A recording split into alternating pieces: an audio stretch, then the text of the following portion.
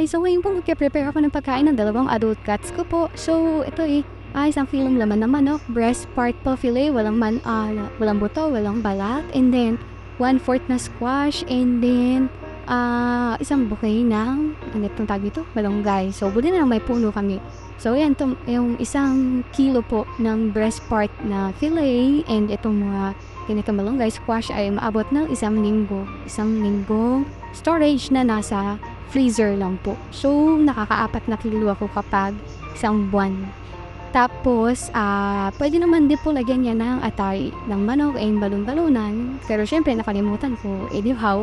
And pwede naman minsan ang i-prepare natin ay giniling na beef. Lalagyan lang natin ng patatas, ng carrots, ganyan, parang giniling. Pero wala pong pampalasa, wag po natin lalagyan ng asin or anything.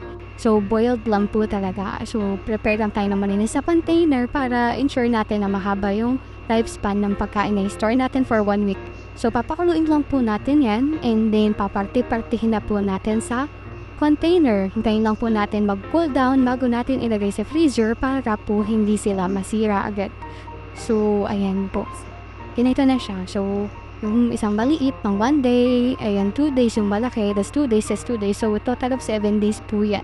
So ganyan, pagkakain sila, magsasandok lang tayo ng para sa meal na yun. Pwede natin initin, mag-add ng konting water, pwede lagyan ng rice, and pwede rin lagyan ng dry food nila na kibble. So yan, mas healthy po ito at mas mataba sila pag ganito yung meal nila.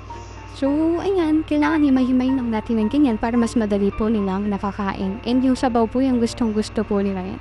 So yun lang po, and sila napaka-healthy ng aking mga pusa. Kahit sa kitten po ay pwede po yan. So yun lang, bye-bye!